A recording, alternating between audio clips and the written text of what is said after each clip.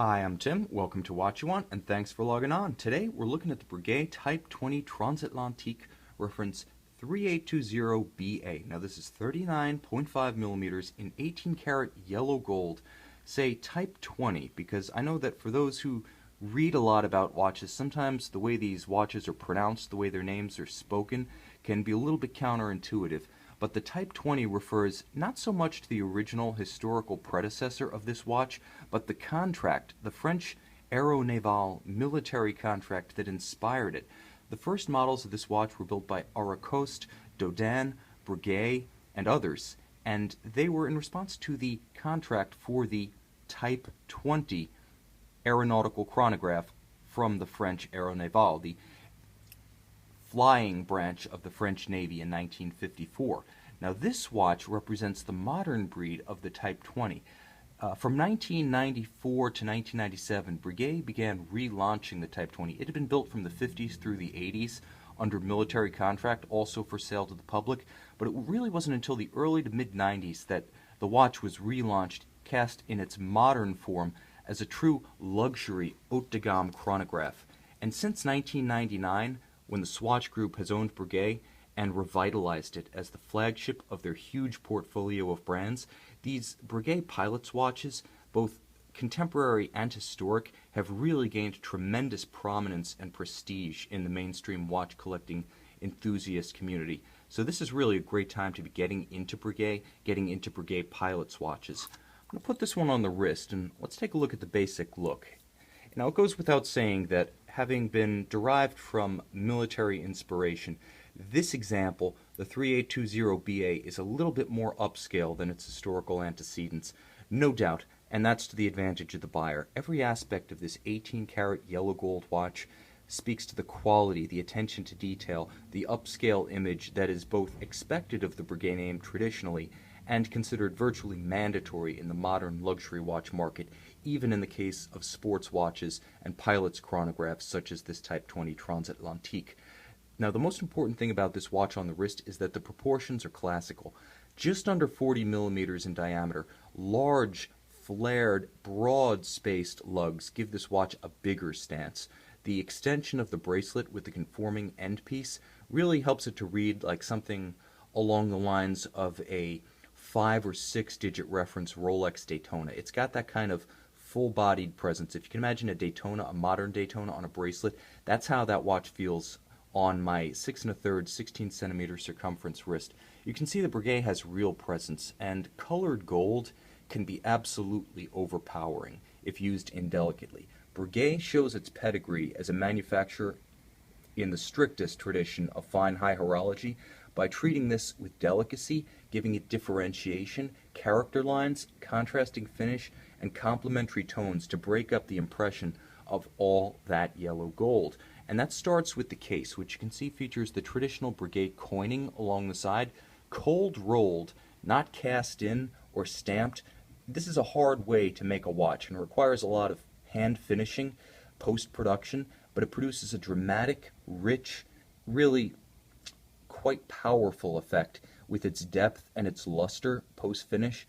The combination of polished and brushed facets on this 3-link bracelet give the watch differentiation in an area where a lot of all-gold watches stumble and fall. This doesn't appear overwhelming, it doesn't appear gaudy, it appears fine, reasoned, carefully considered. You can see how the bracelet itself tapers, and you can see the attention to detail in the form of these small steps on the outboard shoulders of the outer links. Again, just a little bit of character, just a little bit of articulation to break up the visual mass of the metal itself and the color of the gold. Moving back towards the case, you can see the size of this curved, brushed, intermediate section of the conforming end link transitions nicely into the bezel, which, being knurled, is complementary to the rolled coining of the case flanks. Polished on the tops, it sweeps upward and then sweeps downward. You can see that this chapter ring, the rehaut right here around the dial, is actually angled inward. So just as the bezel sweeps up, the rehaut sweeps down. And that aids the transition from the knurling to the bezel to the rehaut to the dial itself. Again, delicate use of transitions prevents any appearance of sheer surfaces or abrupt transitions. There's no visual break to provide dissonance here. Everything's very smooth, well considered, fluid. You move from that Rayhaut onto the dial itself, which is a highlight. It's ever so slightly metallic, but the dominant impression is of that eggshell, almost brown egg, off-white, cream, ivory color. It's not silver and it's not white. I'm not quite sure how it plays on the iPhone, but what I have to emphasize is that it has a warmth that is completely extraordinary on a yellow gold watch. Oftentimes you'll see yellow gold paired with a silver or white dial, and that combination can be just completely overwhelming, overbearing, overpowering. Not so here. And with the applied Arabic numerals all the way around with corresponding hands, the effect is actually quite subtle, delicate, well played by Breguet. Now naturally, we're used to seeing Breguet with guillochade silver dials. Not the case here, and that's to the advantage for this reference 3820BA. This is one of the few full bracelet yellow gold watches that I feel wears with a sort of casual, endearing charm that makes it versatile enough to use outside of the realm of formal dress, full sleeve, suited, special occasion, dinner and opera type activity. This is a really unique piece, even among Breguet Type 22s. Now the Type 22's pilot's heritage shines through in a couple of key features here, and here's where I'm going to segue into the practicality of this watch. Beyond its visual versatility, I want to talk about some of the subsidiary features that make this a great timepiece. Now you can see pilot's watch in the tradition of pilot's timepieces.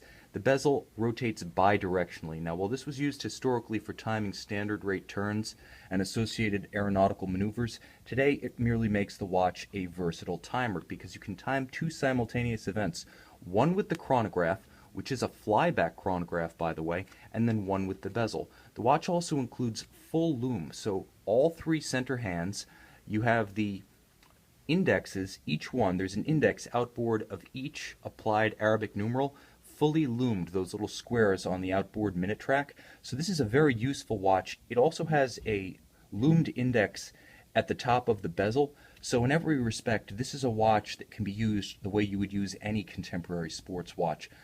High light, low light, no light, very visible, very practical. It'll never let you get caught out in the dark, so to speak.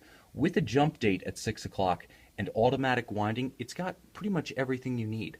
Flyback chronograph, naturally, in the aviation tradition. The very first Breguet Type 20s featured the flyback, so that's an important mechanical tradition as well as a useful complication.